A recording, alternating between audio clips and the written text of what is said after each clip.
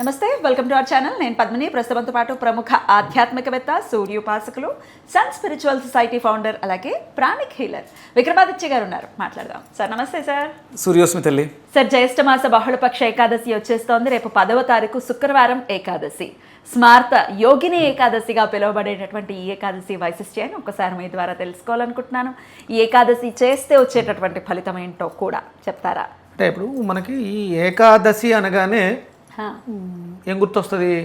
విష్ణుమూర్తి, ఉపవాసం, ఆరోగ్యము, ఇదన్నీ మనం మాట్లాడుతాం సహజంగా. ఒక ఆయనకి పాపం తెలియక ఈ ఏకాదశుల వాటి మీద, ఉపవాసాల మీద రీసెర్చ్ చేస్తే నోబెల్ బహుమతి వచ్చింది. అంటే మనం అందరం సంపద కోసం. అంటే ఉపవాసం అనే దీక్ష మీద ఆయన చేశాడు. ఏకాదశుల గురించి కాదు, ఉపవాసం మీద చేస్తే ఫాస్టింగ్ ఏమిస్తుంది అనే దాని మీద ఆయన చేస్తే ఆయన నోబెల్ బహుమతి వచ్చింది. కానీ శ్రీకృష్ణ పరమాత్మ మనకి అంటే ఏకాదశులు గురించి చెప్పినప్పుడు విష్ణువు రూపంగా ఈ ఏకాదశులు అనేది విష్ణువు యొక్క ఇదితో, అంటే ఇక్కడ మనకి 11 మన శరీరంలో ఉండేటువంటి 5 జ్ఞానేంద్రియాలు, 5 కర్మేంద్రియాలు, ఒక ఆత్మ, ఇది కలిపితే 11 అనే దాని మీద, అంటే మనసా వాచా కర్మేణ భక్తి శ్రద్ధలతో ఈ వ్రతాన్ని ఆచరిస్తే విష్ణు సాయుధ్యం పొందుతాం. ఇప్పుడు దీనికి ఒక కథ ఉంది. ఇప్పుడు ఈ ఏకాదశికి అంటే ఒక్కొక్క ఏకాదశికి ఒక్కొక్క కథ ఉంది. ఎంత అద్భుతమైనటువంటి కథ! ఒక్కసారి ఆ కథ ఒక్కసారి చదువు లైవ్లో గురువు గారు మనకి ఇచ్చారు. అలకాపురి రాజు అయినటువంటి కుబేరుడు సామ్రాజ్యం అది. చదవమంటారా? మొత్తం చదువుతున్నా. ఈరోజు స్మార్త యోగిని ఏకాదశి. భాగవత పురాణం ప్రకారం అల్కాపురి నగరానికి రాజు కుబేరుడు. ఇతను కఠోర శివభక్తుడు. ప్రతినిత్యం శివలింగానికి రకరకాల పువ్వులతో పూజించి అభిషేకం ఆచరించిన తర్వాతనే తన దినవారీ పనులను ప్రారంభించుకునేవాడు. తన పూజకు అవసరమైన పువ్వులను అందించడానికి హేమమాలి అనే అతన్ని సహాయకుడిగా నియమించుకున్నాడు. హేమమాలి ప్రతిరోజు మానస సరోవర ప్రాంతంలో పువ్వులను సేకరించి కుబేరుని పూజకు అందించడం అతని బాధ్యత. ఒకరోజు ప్రాతకాలంలో హేమమాలి తన భార్య స్వరూపావతి, కొన్ని గ్రంథాలలో విశాలాక్షి అనే పేరు కూడా ఉంటుంది, తన అందానికి మోహావేశితుడై తన బాధ్యత మరిచి ఆమెతో క్రీడిస్తూ సమయాన్ని మర్చిపోయాడు. పూజ కోసం, పువ్వుల కోసం ఎదురుచూస్తున్న కుబేరుడు ఎంతకు రాని హేమమాలి మీద తీవ్ర అసహనంతో ఉన్నాడు. చివరకు కారణం తెలుసుకున్న కుబేరుడు పట్టరాని ఆగ్రహానికి లోనయ్యి హేమమాలిని కుష్ఠిరోగిగా మారమని, భార్యా వియోగం ఏర్పడాలని శపించాడు. శాపగ్రస్తుడైన హేమమాలి బాధతో దేశ సంచారం చేస్తూ ఒకరోజు మార్కండేయ మహర్షిని కలుసుకుని తన వృత్తాంతం చెప్పి తనకు శాప విమోచన జరిగే ఉపాయం చెప్పమని ప్రాధేయపడ్డాడు. మార్కండేయ మహర్షి హేమమాలిని ఓదార్చి జ్యేష్ఠ బహుళపక్ష ఏకాదశి వ్రతాన్ని ఆచరించి విష్ణుమూర్తిని ప్రార్థించమని సలహా ఇచ్చారు. హేమమాలి ఎంతో నిష్ఠగా ఉపవాసం ఉండి వ్రతాన్ని ఆచరించాడు. మెచ్చిన విష్ణుమూర్తి హేమమాలి రుగ్మతను పోగొట్టి పూర్వపు రూపాన్ని ప్రసాదించాడు అని, మరలా తన భార్యతో కలిసి కాపురం చేసుకునే పద్ధతిని కల్పించాడు అని పురాణ కథనం. ఈ వ్రతం ఉపవాసం ఆచరించిన భక్తులకు ధన ధాన్య వృద్ధితో ఆనందకర జీవితం లభిస్తుంది అనే నమ్మకం. అలాగే పద్మపురాణం ప్రకారం ఈరోజు ఈ వ్రతం ఆచరించిన వారికి 88,000 మంది వేద పండితులకు అన్న సంతర్పణం చేసినంత ఫలితం లభిస్తుంది అని నమ్మకం. అందులో నీతి ఏంటమ్మా? అందులో నీతి అందులో కుబేరుడు మన బాధ్యతని ఎటువంటి పరిస్థితుల్లో విస్మరించకూడదు. అక్కడ కుబేరుడు కదా, కుబేరుడు ఆస్థానం. కుబేరుడు దేనికి అధిపతి? ఐశ్వర్యానికి అధిపతి, ఉత్తర దిక్కుకు అధిపతి. ఖచ్చితంగా. ఇక్కడ చెప్పండి. ఇంకొకటి ప్రాతకాలంలో సంగమించడం దరిద్రం. అదేనా? అంటే వ్యామోహంతో, అలాంటి వ్యామోహాలతో చేసినటువంటి, అంటే చాలామంది చేస్తూ ఉంటారు. ఆర్థిక ఇబ్బందులు రావడానికి ప్రధానమైనటువంటి కారణం ఇది. అంటే సాయం సంధ్య వేళ ప్రాతకాలం కూడా ఇది. అంటే కుబేరుడు ధనానికి అధిపతి కాబట్టి అంత ఆయన పేరు, మాలి పేరు ఏం పేరు? హేమమాలి. ఆవిడ పేరు విశాలాక్షి, అంటే పెద్ద కళ్ళు కలిగినది, లేకపోతే చాలా సుందరంగా ఉన్నటువంటిది. అంటే ఇక్కడ కథ ద్వారా మనకి చెప్పాలనుకుంది. మనం పురాణము ఏదో కొట్టిపారేసి పురాణ కథలు చెప్పకు అలా అంటుంటారు కదా, అది పురాణం చెప్పారంటే దాంట్లో ఎంతో కొంత నీతి పెట్టి చెప్పారు. అంటే ప్రాతకాలంలో సంగమించటం తప్పు. ఇక్కడ దైవకార్యం. కుబేరుడు అంటే నీకు ధనానికి ఇబ్బంది వస్తుంది. సూర్యాస్తమయ సమయంలో, సూర్యోదయ సమయంలో, ఆ సమయం అనేది చాలా ఇంపార్టెంట్. అశ్విని దేవతలు సంచరించేటువంటి సమయం. అక్కడ చాలా జాగ్రత్త.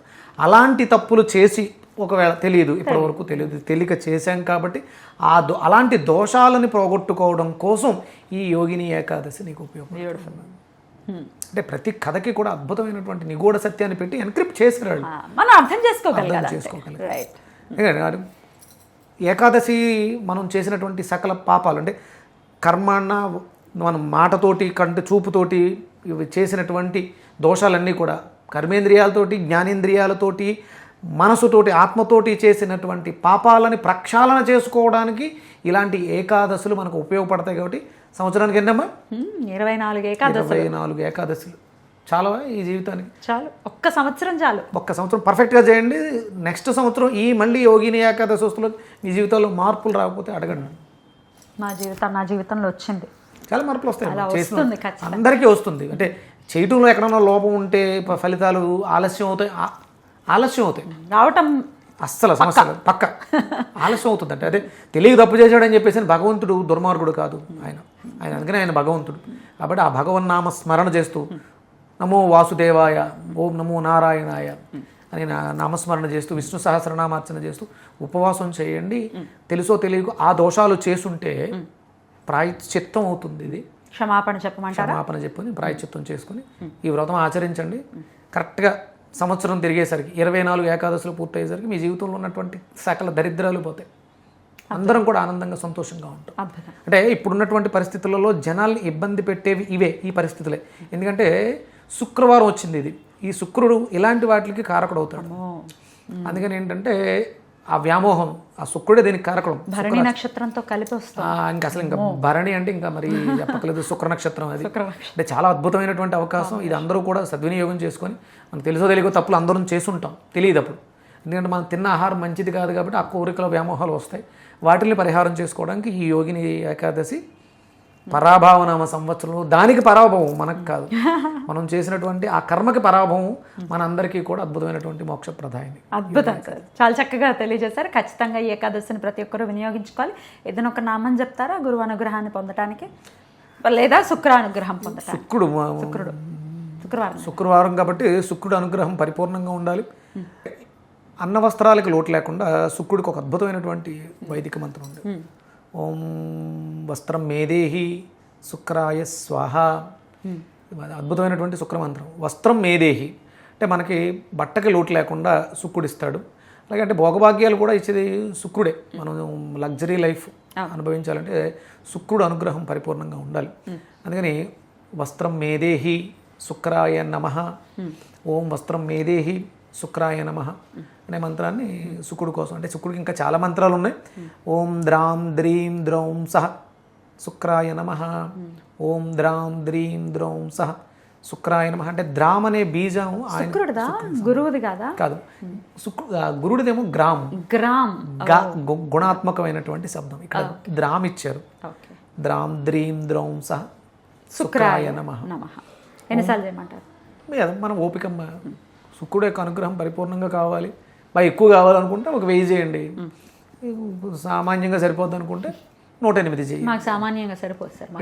గట్టిగా చేయండి. శుక్రుడు అనుగ్రహం పరిపూర్ణంగా ఉండాలి. మనం అంటే వస్త్రాలు, మంచి వస్త్రాలు ధరించడం, ఇంటిని అందంగా అలంకరించుకోవడం శుక్రుడు యొక్క అనుగ్రహం. శుక్రుడు బాగున్నవాడి ఇళ్లలో బ్యూటీ ఉంటుంది. వీళ్ళకి శుక్రకారకత్వాలు ఉన్నాయని తెలుస్తుంది. వాడి దరిద్రంలో స్వాధిష్టానం, వాడి జీవితంలో స్వాధిష్టానం చెడిపోయింది. వాడు అంటే ప్లానింగ్ కరెక్ట్గా ఉండదు. ఈ అంటే షాపింగ్ ఏదైనా కొంటున్నామంటే ఆ కొనే క్వాలిటీ శుక్రుడే. పర్ఫెక్ట్గా మంచి అంటే మనకు సరిపోయే వస్తువులు, అంటే ఇంట్లో పెట్టే వస్తువులు కానీ మనం ధరించే వస్త్రాలు కానీ శుక్రకారకత్వాలే. కాబట్టి వాడిని చూసి చెప్పేయచ్చు వీడిని శుక్రుడు బాగున్నాడు. ఇంటిని కూడా డెఫినెట్ ఇంటిని చూసి ఇల్లాలని చూసుకోవాలను అని అంటారు కదా. మన ఇంటిని ఎంత నీట్గా, అది ఆరోగ్యం కూడా. అది వాక్కు కూడా శుక్రుడే. ఎందుకంటే ద్వితీయ స్థానాధిపతి కాలపురుష చక్రం శుక్రుడే కాబట్టి వాక్కు కూడా బాగుండదు. వాడు మాట బాగాలేదంటే వాడు శుక్రుడు జరిపాడు అంటే వాడు చూపు బాగుండదు, వాడి మనసు బాగుండదు, ఎక్కడెక్కడో సంచరిస్తూ ఉంటాడు.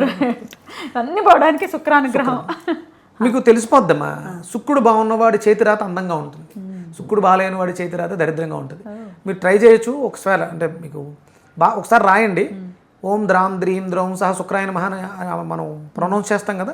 ఒక 108 సార్లు అయిన తర్వాత మళ్ళీ రాయండి. ప్రారంభించడానికి ముందు, ప్రారంభించిన తర్వాత రాయండి. ఆ రాతలో తేడా వస్తుంది. ఆ మంత్రం పనిచేసిందని మీకు అలా తెలిసిపోద్ది వెంటనే. చాలా చక్కగా తెలియజేశారు సార్. బాగుంది. ఖచ్చితంగా ఈ యోగిని ఏకాదశిని ప్రతి ఒక్కరూ ఈ సందర్భంగా వినియోగించుకోవాలని మనస్ఫూర్తిగా నిజంగా అంటే ఇప్పుడు వరకు ఈ కథ చెప్పేంత వరకు నాకు కూడా తెలియదు. నువ్వు చెప్తున్నప్పుడు వింటుంటే ఆ ఎన్క్రిప్షన్ అది అందులో ఇది ఉంది. ఎందుకంటే ఈ మధ్య నేను కుబేరుడు గురించి రీసెర్చ్ చేశాను. కుబేరుడికి ఎలా వచ్చింది అనే దాంట్లో ఇది ఉంది కాబట్టి అది అనుకోకుండా కుబేరుడే చెప్పించాడేమో. అంతే అంతే, everything is interlinked. End of the day మనం దాన్ని డీకోడ్ చేసుకోగలగాలి అంతే. Thank you so very much sir. నమస్తే. నమస్తే తల్లి. సూర్యోస్మి. జై శ్రీరామ్. జై శ్రీరామ్.